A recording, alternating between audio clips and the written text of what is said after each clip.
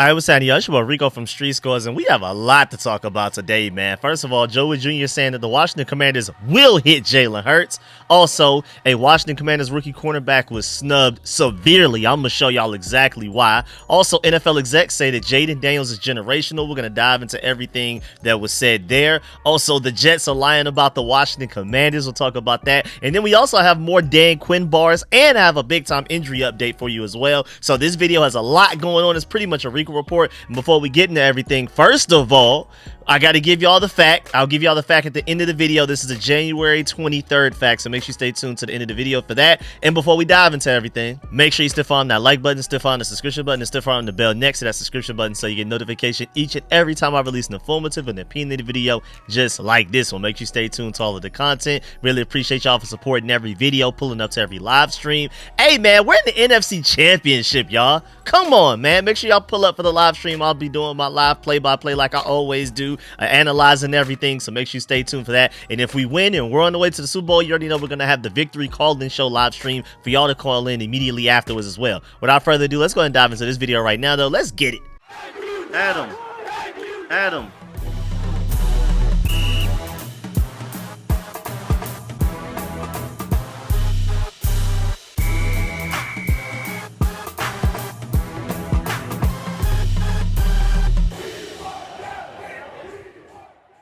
Alright, so in today's Commanders practice, just like last week, how they were playing some Lions things, pumping in crowd noise to get ready for the stadium, that like how it's like a dome and everything, loud environment. This time, they played a bunch of Philadelphia songs. So they played Monster by Meek Mill, I'm a Boss by Meek Mill, Just Wanna Rock by Lil Uzi Vert, and Flipside by Freeway to prepare for the game. I'm pretty sure the Philadelphia Eagles are going to play some of those songs, and I guess they're just trying to get the Commanders players into the mindset of, hey, man, we're going to Philadelphia. These are the type of people we're trying to shut up. The people that make these songs, we're trying to shut those guys up specifically. Now to dive into the Commanders injury report, nothing too dramatic, nothing too crazy. I mean, Bobby Wagner and Deron Payne did not participate in practice today, as you can see on the screen right now. But I don't feel like it's anything to super worry about. I don't feel like they're any more hurt than they were last week. I feel like they're just, as veterans, they're just letting them rest. They know what they need to do schematically. We've already played this opponent twice. So if there were any week where you could kind of give them extra days to kind of let, like, Bobby Wagner's ankle and Deron Payne with his knee and his finger, if there's any time that you can let those guys have a little bit of time off to make sure they're healthy and ready to go for the upcoming matchup, it would be now. Because Dan Quinn already said it yesterday, like, we're not changing a lot of scheme stuff. It's about, we already know what we need to do. We just need to go out there and do it for a full 4 quarters. I don't think schematically we're going to change up too much when it comes to this Eagles matchup. And so these guys missing practice isn't that big of a deal. I don't feel like Jeff Driscoll is the only, like, new addition to the injury report because he has an illness, but he's the 3rd string quarterback that should never have to come into the game anyway under any circumstance. So yeah, that one doesn't really matter. And then you also have like Jamison Crowder, who just got added with, you know, rest. They let him rest Thursday. I guess he participated Wednesday. They let him rest Thursday. Other than that, everything else is pretty much going according to plan for the most part. I mean, as far as do not participate, of course, Samuel Cosmi, I'm not sure why they haven't put him on the injury reserve yet. Maybe the injury's not as bad as we thought, because I would just assume you go ahead and put him on injury reserve, and then that's it for at least the rest of the postseason, let alone, you know, projecting as far as like the off season, the beginning of at least like the preseason or something like that. I would assume with a torn ACL, but right now he's still on the injury report. We'll see what happens there. But you also have John Bates. He was full yesterday, but then was limited today. I'm pretty sure that's by design to let guys rest a little bit. I feel like this was just a lighter practice. So Cleveland Farrell limited as well. Javonte Jean-Baptiste limited twice in a row. Frankie Louisville and Ben Sinnott went from full Wednesday to limited today. That's nothing to really worry about. And Lamide Zaccheaus still limited, dealing with the hip injury. Everybody else is perfectly fine to go. I feel like today was just a lighter day. I don't think there's much to worry about. I still feel like we're arguably like the healthiest we've been in a long time, other than Samuel Cosmi being, of course, out with the torn ACL that he just suffered less than a week ago. But then on the Eagles side of things, I immediately went to quarterback Jalen Hurts and cornerback Quinyon Mitchell. Both of them were full participants in Thursday's practice today, January 23rd, even though by the time I release this video, probably be like very, very extremely early morning, January 24th. Either way, though, Quinyon Mitchell, remember, he suffered a shoulder injury in last week's win against the Rams in the divisional round, and he didn't didn't return in the game. Jalen Hurts got hurt with a knee injury and came back in at a certain point. Quinyon Mitchell did not return in that game. And so even if he is participating fully in practice, I feel like the Eagles may be trying to lie a little bit and try to make it seem like these guys are healthier than they are. I'm pretty sure Quinyon Mitchell is going to be somewhat at least hobbled. Even if he does play, I don't think he's going to be very well off. Even Jalen Hurts. I mean, now granted, take a look at this clip right here to see if you feel like Jalen Hurts is good to go. That's up to you if you think Jalen Hurts is like fully healthy like the Eagles are trying to make it seem like. I'm pretty sure he is somewhat hobbled. And I feel like even if the Eagles are fully healthy, 100% everybody's good to go, I'm still not worried about him. But then on top of that, tight end Dallas Goedert still has not participated in practice all week. I'm surprised more people aren't talking about that. Them not having their starting tight end is actually pretty big news, man. I'm not gonna lie. And then Cam Jurgens, center, still hasn't participated in practice all week with the back injury. Even if Cam Jurgens and Dallas Goedert play in this upcoming game against us, I'm pretty sure they'll be hobbled. And again, Quinyon Mitchell, even though they say he's good to go, full participant in Thursday's practice, I think he's more hurt than they're going to lead on. So, hey, man, I think this is a pretty hobbled Eagles team. I think we take advantage of that and attack them. Terry McLaurin, anybody that Quinyon Mitchell's covering, throw the ball to that receiver, especially if it's Terry McLaurin or De'Ami Brown as well. Also, moving on, we had Joe Wood Jr., and he was asked some questions and he had some pretty interesting quotes, but none more important than when he was asked about how they plan on defending mobile quarterbacks and specifically Jalen Hurts. He said, quote, "If he's going to run the ball, we are going to treat him like a running back. We're going to hit him that way. That's their decision if they want to get him hit," unquote. Basically saying it's out of our hands. Y'all want to treat him like a running back? We'll treat him like a running back. We're not being dirty. That's on y'all. Y'all are the ones that decided his fate. It's not us. We're just the repercussions and consequences for the actions that y'all are doing. It's not us going out of our way to do it. Y'all are doing this to yourselves, basically. If you wanted to see the exact quote from Joe Wood Jr. himself, here you go. You're preparing for a quarterback who can use his legs in the run game as opposed to a quarterback who stays in the pocket more. Well, you know, we've had a number of these guys that we've had to prepare for, and so the one thing is if he's going to run the ball and if the coordinator makes a decision for him to run the ball, we're going to treat him like a running back, and we're going to hit him that way. You know, so that's their decision if they want to get him hit the way that he gets hit. If they don't, they'll keep him in the pocket. So, but that's what we're going to do. So, of course, it sounds like we're going to be very physical with Jalen Hurts like we've been the previous two times we played against them. I mean, he should have came out of that first game with a concussion, and then he did end up leaving that second game we played against them. I'm pretty sure we're going to stay just as physical against him. We'll see if he can survive the game.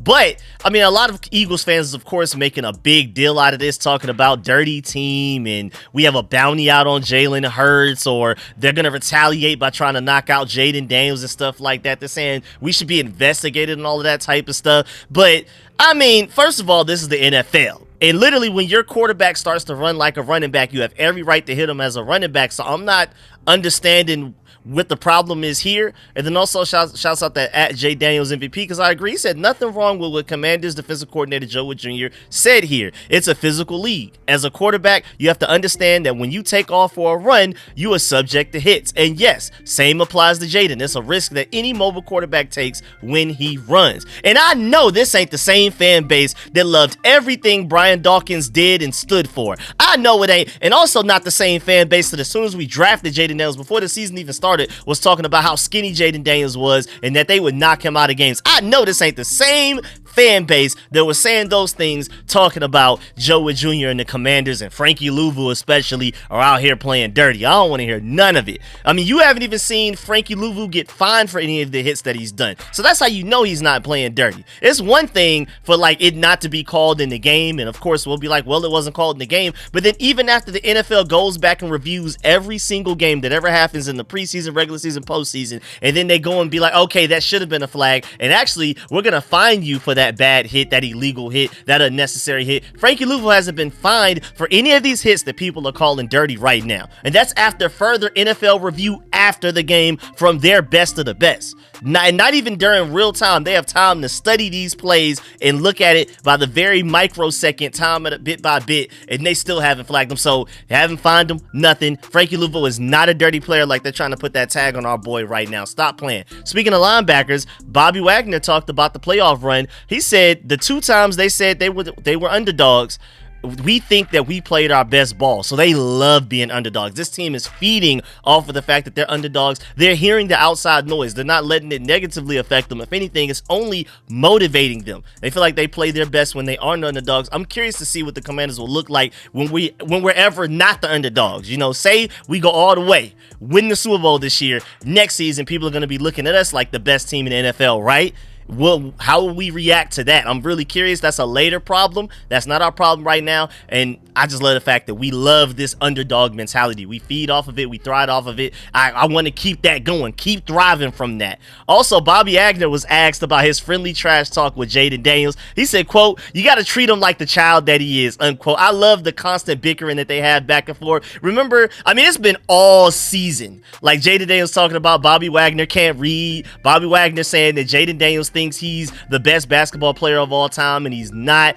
He's better than him. All that type. They've been talking trash, and even remember, even after the Bucks game, immediately on the field after that game-winning drive, the doink to win it, Jaden Daniels was asked about Bobby Wagner and the amazing fumble recovery that he had against the Buccaneers off of that Baker Mayfield, whatever botched pitch or handoff, whatever it was. And Jaden Daniels was like trying his best not to compliment him too much because he could feel Bobby Wagner looking at him with the biggest smile, like the SpongeBob, "You like Krabby Patties, don't you, Squidward?" smile, basically, right at Jaden Daniels, but slightly behind him. Jaden Daniels trying to give him compliments, but he was trying to downplay it, also trolling him. I love their friendship, man. It's amazing, especially with how far apart they are in age. And they seem like brothers. They literally seem like they've always grown up together. They're both from the West Coast, but they're so far apart in age. It's just amazing the type of bond that they already have this quickly and just within one season. Also, Commanders tight end Zach Ertz says that his time in Washington has made him fall back in love with football, with the entire game and everything like that. That's what he told the Philly Inquirer. He said, quote, "It was really an opportunity for me to just fall back in love with the game again and really just enjoy the process again and just be around people that know how to use me and allow me to be at my best. It's just been so much fun. It's exceeded all expectations. Obviously, playing with a quarterback like Jaden Daniels has helped a ton, and just his humility and eagerness to grow," unquote. So Jaden Daniels, Cliff Kingsbury, Dan Quinn, this entire culture, Adam Peters, orchestrating everything, has basically brought the love back out of players like Zach Ertz. I'm pretty sure Zach Ertz is not the only one where he's, pondering like, maybe this is it for me as far as NFL goes. Maybe I need to start taking a look at other options after football. But then this team comes along and they're just a perfect place to land in. And now people love football again. You never know. Zach Ertz and Bobby Wagner, based off of how this team is playing, but more importantly, their mentality behind how they're playing, may spark these guys to come back next year as well. I believe Bobby Wagner already said it, I think maybe after the Buccaneers win, that I plan on coming back next year. We'll see how that goes. Also, speaking of Jaden Daniels,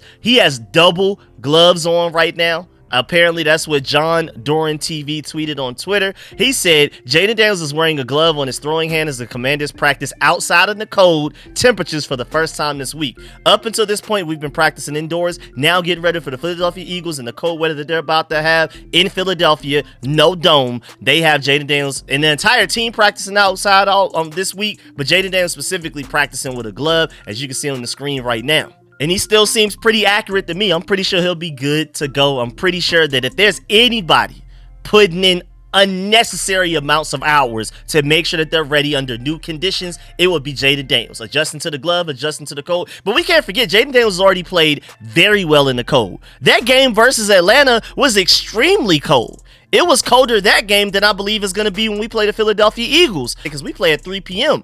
That Falcons game was in D.C., in Maryland at 8 p.m., and it was definitely colder than what it's going to be for this upcoming Philadelphia Eagles game. So I'm not worried about Jaden Daniels as far as the cold goes, but it is interesting that he's practicing in the glove now. I never remember him practicing with a glove leading up to the Falcons game. We'll see how that goes, but again, I'm super confident that Jaden Daniels will adjust and adapt to however he needs to, because if there's anybody that's going to put in ridiculous hours behind the scenes, nobody looking, to making sure that he's ready, it's a guy like him. I mean, people have been talking about the VR headset all over again. That started the trend lately again. I mean, that guy is Mr. Preparation. That's why Tom Brady loves him. You could already see that Tom Brady is starting to take a liking to him, and he may be Tom Brady's favorite quarterback already, more so because of the mentality and the preparation part of him. Not just his game, but his temperament, his mentality, personality, all of that type of stuff, and how much he loves, preparing and like the behind the scenes of the sport, doing the stuff that nobody else notices, and to make sure that the on-field product that you put out there is amazing. So,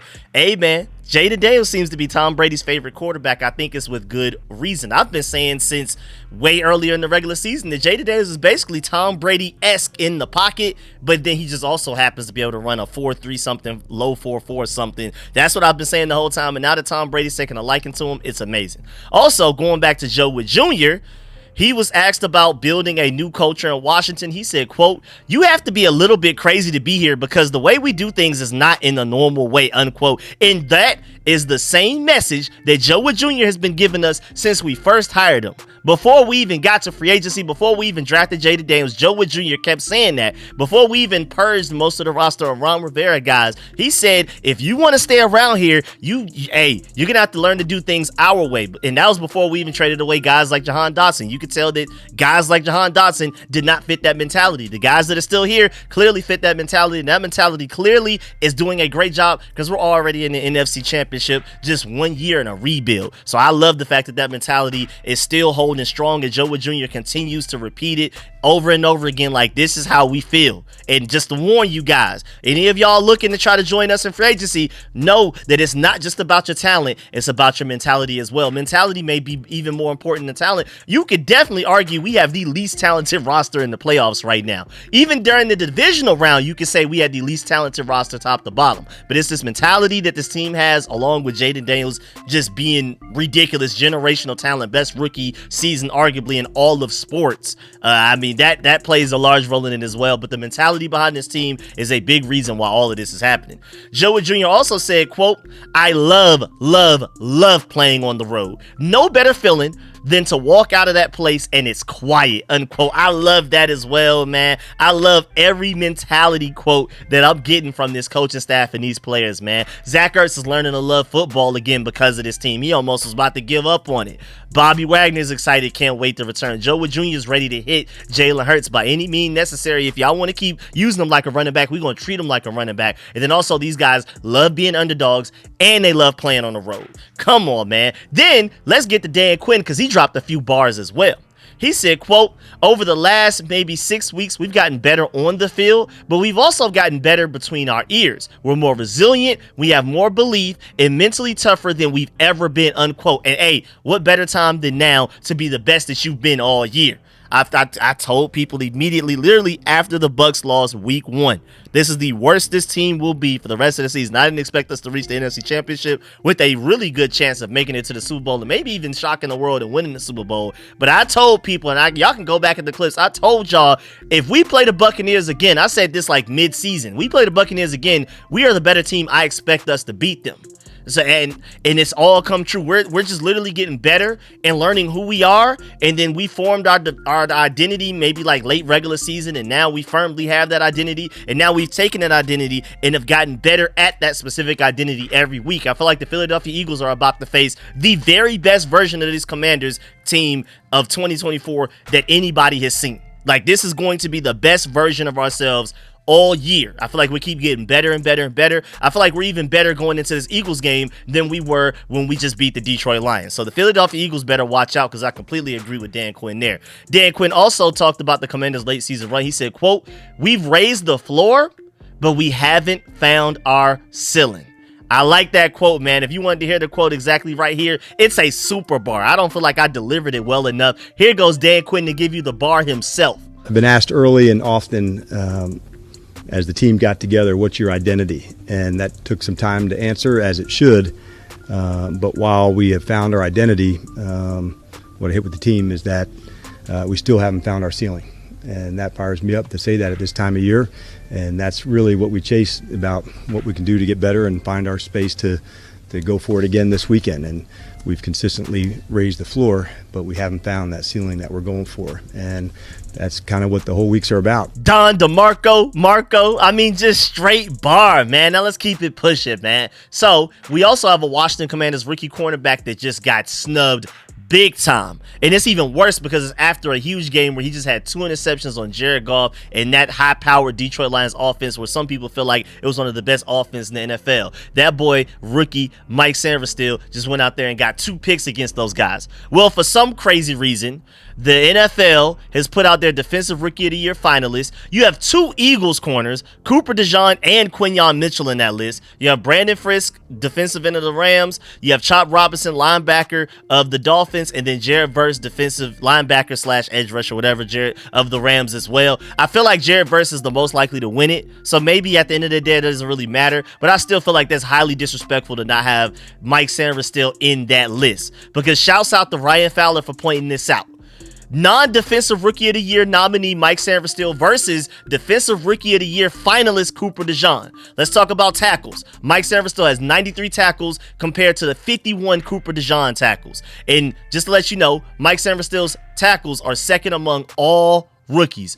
All rookies. 4 interceptions, second out of all rookies to Cooper DeJean's 0 interceptions. 9 pass breakups, second among all rookies to 5 pass breakups of Cooper DeJean. 61.5 completion percentage on 96 targets, while Cooper DeJean has allowed a 71.1 completion percentage on 83 targets. Now, to admit, Cooper DeJean did have a pretty good year, but it wasn't Mike Sandersteele's at all. Especially, you got to remember the fact that Mike Sandersteele started this season as a slot corner and was forced to play outside because Benjamin St. Juste and Michael Davis just weren't good enough. And then, thank goodness, Marshawn Lattimore came around to help. But Noah Benigni's been exceptional in the slot as well. But, I mean, come on, man. There's no way with those stats that Mike Sandersteele is not a nominee and then Cooper DeJean is. That's purely by the name and all of the, that's coming from the draft hype that he had coming out of the draft, because Mike Sandersteele has far outplayed him. It's not even close in any of those categories.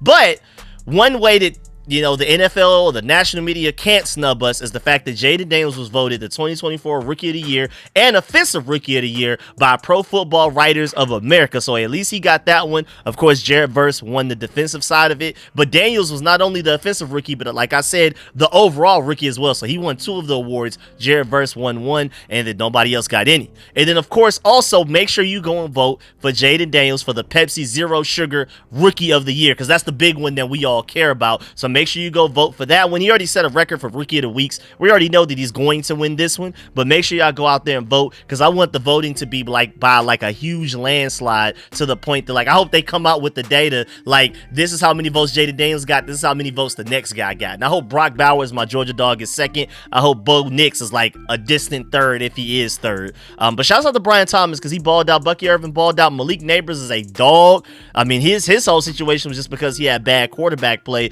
Poor Malik Neighbors. I'm pretty sure he wished he was over here with his boy Jayden Daniels from their time in college. But either way, man, Jayden Daniels, I mean, again, like I already said, easily the best rookie season in NFL history, regardless of position, especially quarterback. And then you can argue the best rookie season of any player of any sport of all time. So he's obviously going to win Offensive Rookie of the Year for the 2024 season in the NFL. But still, make sure you go vote for him, because I want the voting to be like a huge landslide to where it's not even close. Also, again, national media members can't deny Jayden Daniels. They can hate on Mike Sandersteele and snub him as much as they want. Pretty sure next year he'll get more recognition and he'll ball out and get even better and stay better than Cooper DeJean and get all the, you know, awards that he deserves. Then we'll see. But Jayden Daniels you can't deny, because now there's a report from Jeremy Fowler of ESPN that multiple NFL executives and personnel believe that Jayden Daniels will make an MVP run next season. Not eventually, next season. With one executive saying that he looks like a generational talent.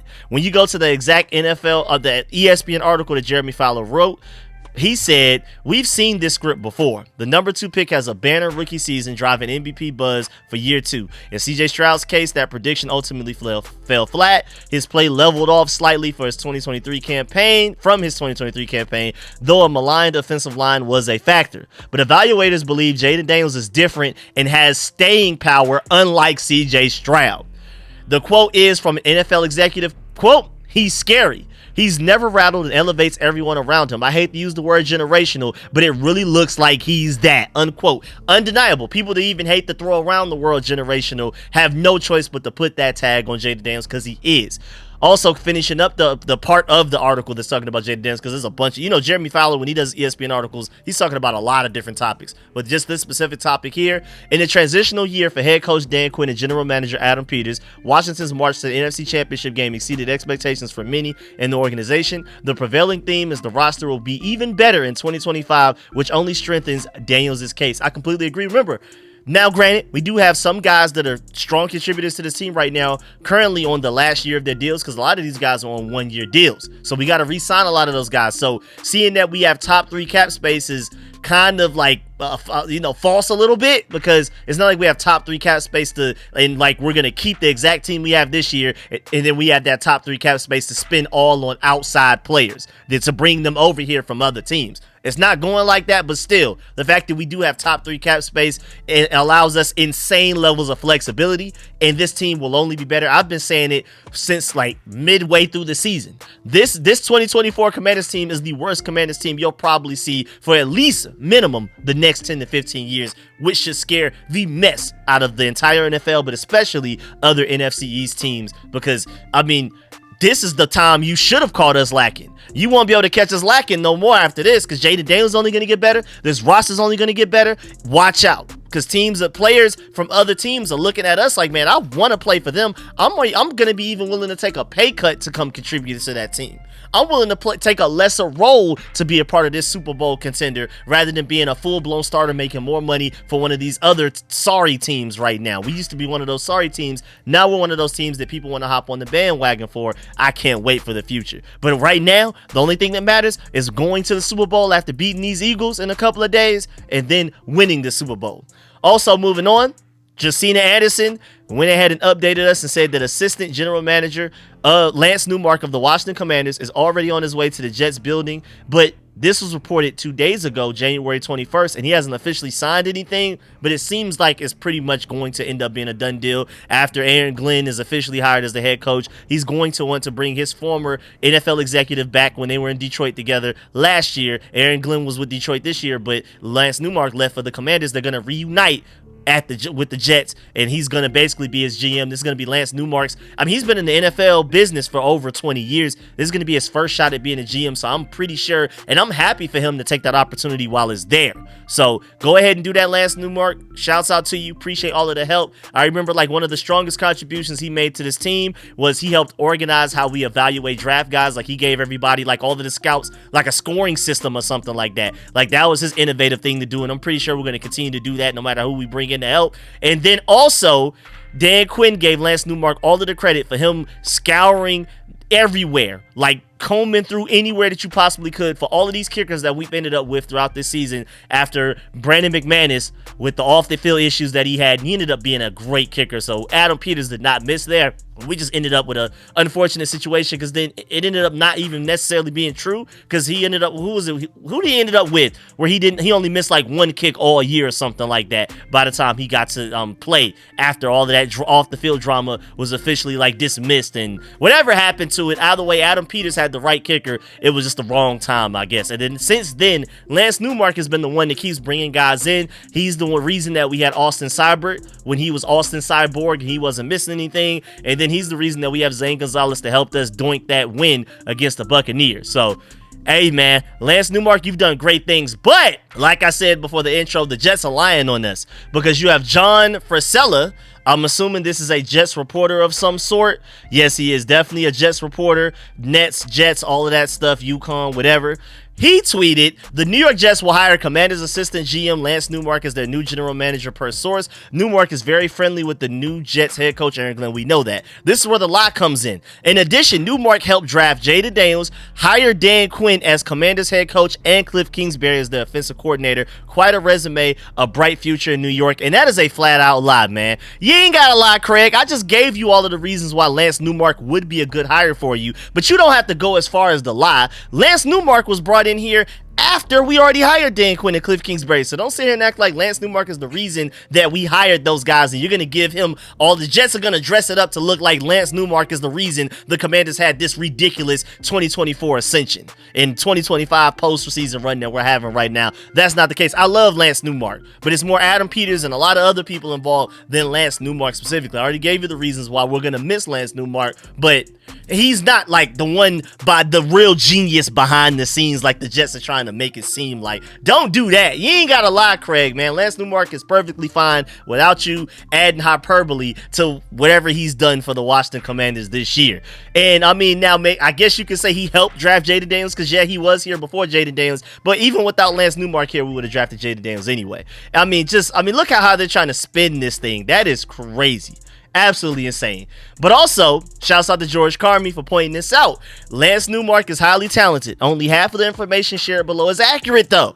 Dan Quinn was hired February 3rd. Cliff Kingsbury was hired February 4th. Lance Newmark joined the staff 2 weeks later, to get very specific with you. Also, shouts out to Tom Pelissero for announcing that Aaron Glenn will be the next head coach, and the Jets are already still conducted interviews for their GM job, but Lance Newmark was in the building with Glenn on Monday, and others still remain under consideration. So he's not like the home run hire that they're gonna bring, that they're hiring immediately after one interview, but he's still probably the top candidate after they go along with the interviews. They still just want to make sure interview other people. But with Lance Newmark looking like he's on the way out the door, shouts out to @DMV Commanders, Commander Sean, for pointing this out. He says, someone I expect to replace Lance Newmark is Titans ex-GM Rand Carthen. Rand Carthen was the director of pro personnel for the San Francisco 49ers when Adam Peters was with them just last year. So, well, it was a couple of years ago since Ron left. But either way, he has a great relationship with Adam Peters. I'm pretty sure Adam Peters respects his opinion. I mean, there's a reason that he even got the GM job with the Titans. It didn't necessarily work out too well, and I feel like he doesn't deserve anywhere near as much blame as a lot of people are putting on him. He was really the scapegoat for the Titans, but it is what it is. They're going to try to spin it to make it seem like he's a bad GM, and that's why they suck, basically. But either way, don't be surprised if that's a target to replace Lance Newmark as our assistant general manager. Do not be surprised one bit. You heard it here first. Again, shouts out to Commander Sean @DMV Commanders for putting us on. I was already thinking that, but I feel like he worded it very well. Also, before we get up out of here, a few random things. Liam Cohen has officially agreed to become the Jaguars head coach, and shouts out to my boy Disco, because I completely agree. Well, Jonathan Jones tweeted the Jaguars are going to continue their search to land a head coach and then begin their search for GM. They already got their head coach in Liam Cohen. It's a unique way to go about things, but that appears to be the path for Jacksonville. That is weird too. To hire your head coach and then the GM rather than hiring the GM and let the GM pick the head coach is very weird. That's how we used to be doing things, and things were not working. We brought in Adam Peters first as a general manager, let him get Dan Quinn, and you see how well that worked out. So I don't know why the Jaguars are going about it that way. It doesn't typically work, but for some reason they want Liam Cohen that bad to where they'll let him pick the GM. Interesting. Either way though, Disco said, please hire Martin Mayhew so we can get 2 third-round picks. Not only will we not have to deal with Martin Mayhew infesting our decision-making skills, even though, I mean, I'm just hating. No, I'm trolling Martin Mayhew. He's not that bad. He was that bad when he had full control, but as an advisor to Adam Peters, I like him because Adam Peters is not going to let him ruin anything. It's Adam Peters' show. He'll take input from different guys like Martin Mayhew, but he doesn't have a prominent enough role to ruin things like he and Rivera used to when they were running the show. But either way, though, most important part though, that with Martin Mayhew being like a diversity hire, technically we could get 2 third-round picks if they were to hire him. I highly doubt they do it though. Jaguars are not looking Martin Mayhew's way. And then before we get up out of here, if you look on the screen right now, super random, I know most people probably don't care, but just in case, this is a map based on betonline.ag of the rooting interests across the country. Now, of course, Louisiana is rooting for their LSU boy and Jaden Daniels. Of course, the DMV region, including West Virginia, is also rooting for us. And then, of course, you have all of these like Boston and northeastern, part of America that's rooting basically against the Eagles. If anything, they just don't like the Eagles. Shouts out to them for rocking with us. I guess those are probably like the Patriots fans and things like that. They're rooting for the Commanders because they just hate the Eagles that much. And then, of course, you have like New York. Buffalo's in New York, even like New York City, I guess. They're like, forget it. It's a New York team. We'll root for them. It seems like most of America is rooting for Buffalo. I guess they're like they're not the Cinderella like us, but I feel like a lot of people feel like, man, it's about time, man. They've never won a Super Bowl. Give it to them. A lot of people are probably using the logic like how people had that same logic with Cam Newton. They got here so easily to the Super Bowl. They'll be back plenty of times. They can get it next time. Let Peyton Manning get it. I feel like a lot of people are looking at us and Jaden Daniels the same way. Well, like, let Josh Allen get it. He's older, and who knows if he'll ever get back. And then, of course, the Kansas City area. that whole little Midwest area is full of Kansas City fans, so I'm not surprised there. This map makes sense, and of course, only Philadelphia is rooting for Philadelphia. Of course, you got New Jersey, because like Camden and them so close to Philadelphia that they're more so Eagles fans than like New York fans, so I'm not surprised there. If you gave me like a sheet of paper with a map and told me to guess which states are rooting for who, I probably would have gave you this, except for I was caught a little surprised by that Northeast region a little bit, and also the Carolinas I'm surprised too, because before the Carolina Panthers